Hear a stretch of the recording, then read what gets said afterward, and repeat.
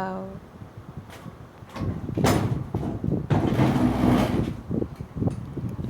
Outline. Yay. Zoom.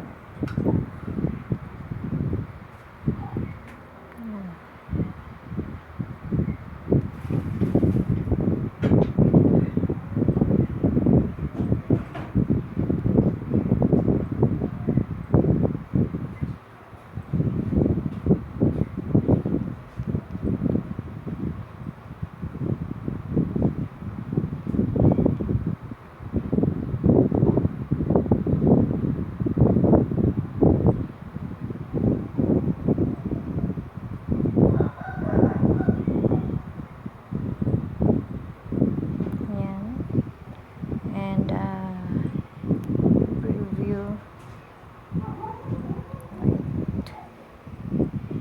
Trace I want to select, and then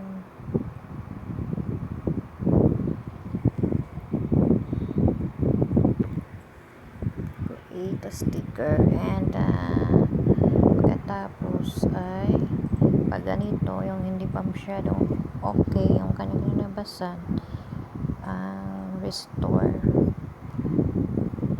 Tapos ulitin natin para maganda tingnan yung ating cut out na picture. So erase lang yung mga residual, hindi kailangan.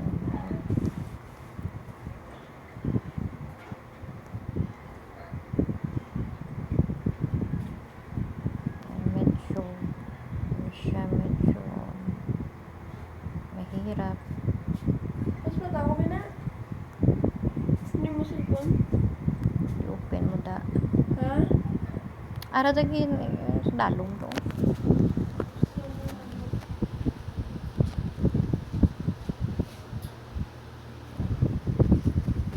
Yan. Dito. Parang mabusisi talaga yung pag cut out.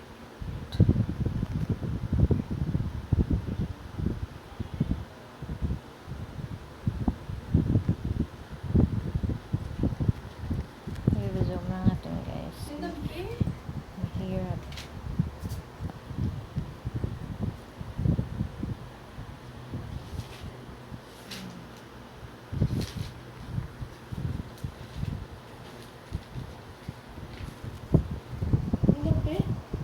Ay, di gani sa dalom.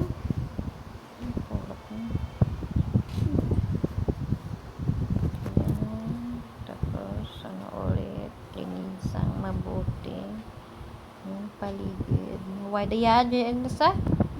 Ay, di gani. Ano. Yan ko no? Hindi nakakaham.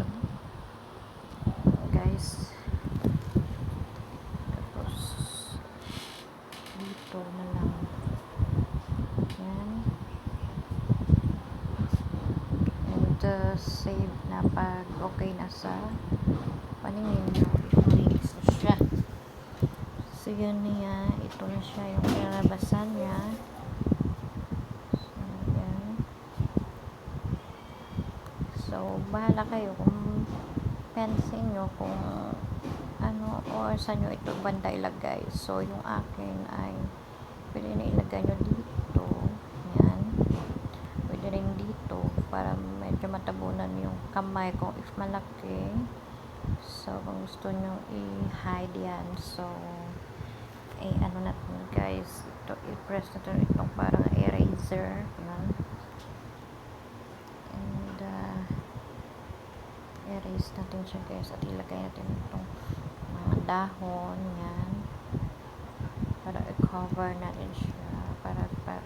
Parang totoo. Yan. Medyo mabusisi na siya.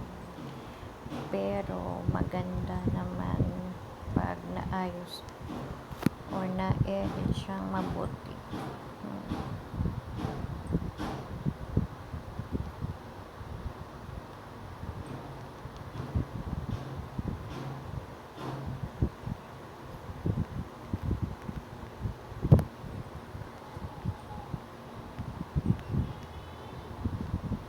kailangan lang maging creative sa pag edit ng picture gamit yung PICSART.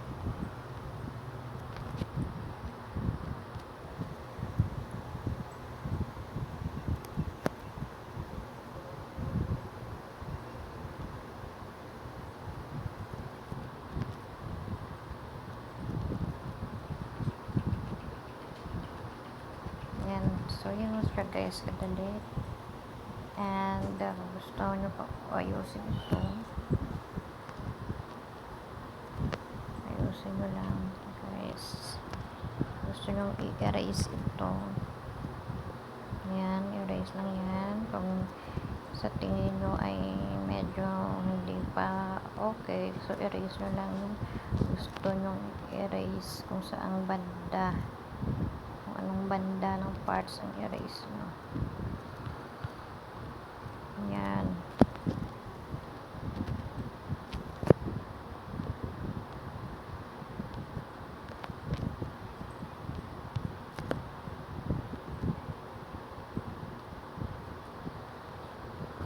Yan guys.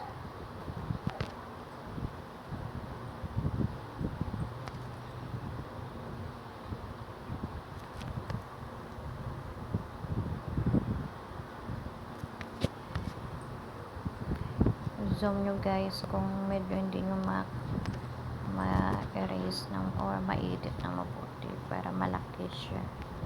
Yan. Check. Yan. Okay na yan para sa akin. And then press nyo lang yung background yan. So yan.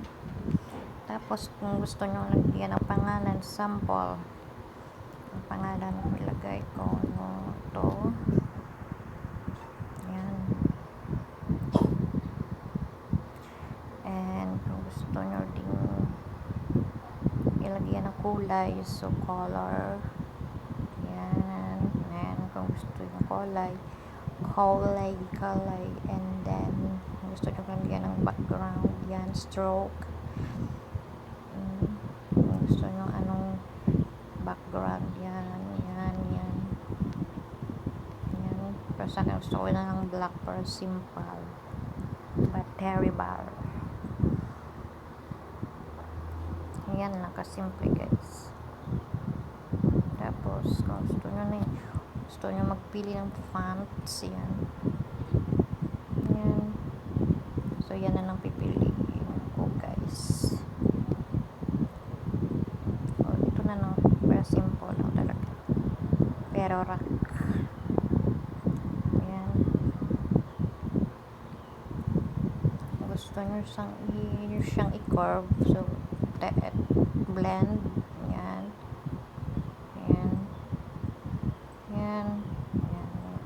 Gusto nyo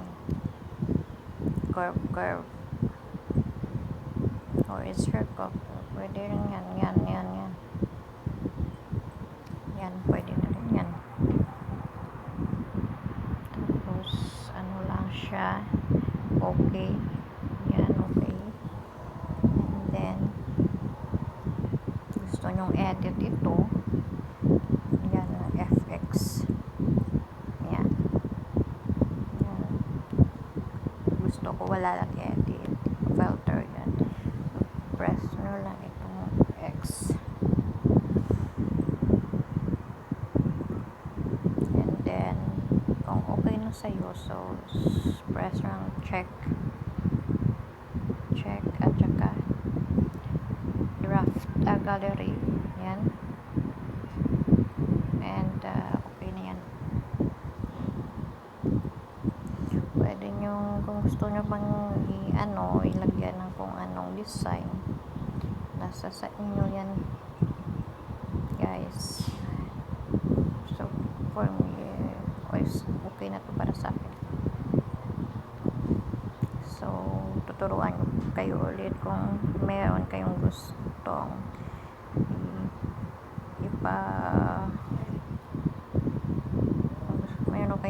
ipa-edit tutorial sa akin guys.